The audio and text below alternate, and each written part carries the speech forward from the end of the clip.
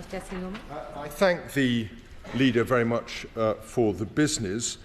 As the House will know, this is the week of Holocaust Memorial Day. I'm delighted we will be debating that in this chamber later on today.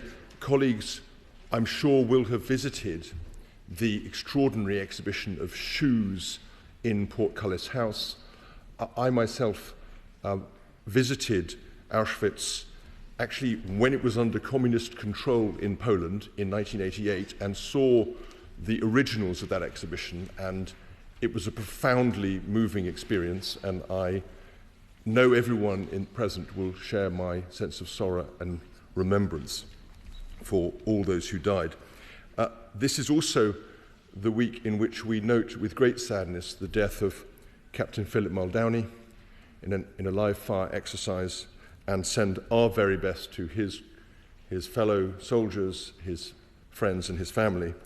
But I'd also like to put on record my personal sadness at the death of Howard Flight, Lord Flight, a dedicated servant of this House over many years, and in the other place.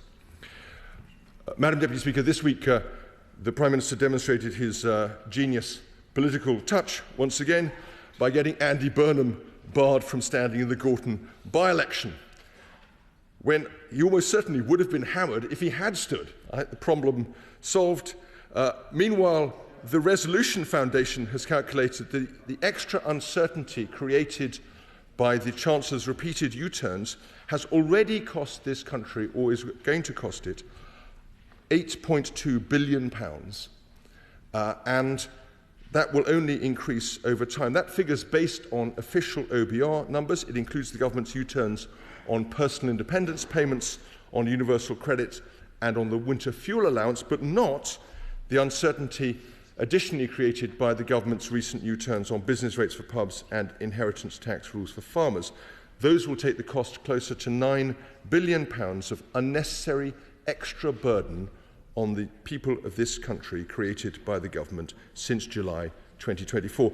And lest we forget, even without any U-turns, the extra cost of servicing UK government debt since July 2024 has been and remains, again, thanks to the Chancellor of the Exchequer, higher than in either the US or the eurozone.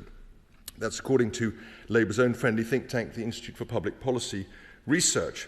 And finally, extraordinarily, irony of ironies, we hear that Sir Tony Blair will sit on President Trump's so-called peace board for the reconstruction of Gaza, to which one can only say, in the words of the late, great Tom Lehrer, satire is dead. This is the man who took this country to war in the Middle East on a false prospectus. One must ask, haven't the people of Gaza suffered enough? Madam Deputy Speaker, I note that AstraZeneca are accompanying the Prime Minister on his trip to China. As the House will know, AstraZeneca is the single biggest investor in research and development in the United Kingdom. Its best-selling, global best-in-class breast cancer drug, Enhertu, is available for reimbursement in America, Germany, France, Italy, Spain, across Scandinavia, and in Japan. Within these islands, it's available for reimbursement in Scotland, but not in England, outside a few special cases. That is an insult to AstraZeneca, but still more to the 46,000 women a year who are diagnosed with breast cancer in England, and the millions more who have had it, who are at risk, and who are unable to be treated affordably as a result. There is deep concern, the House will know, across this chamber, among all members about this issue. Does the leader share my view of it, and will he take the matter up urgently with his cabinet colleagues? And then finally, data this week shows that over the last year, police numbers have fallen sharply. Between September 2024 and September 2025, the number of full-time equivalent police officers fell by 1,318. Police staff down 529. PCSOs down 204. The number of special constables down 514. Police volunteers down 429.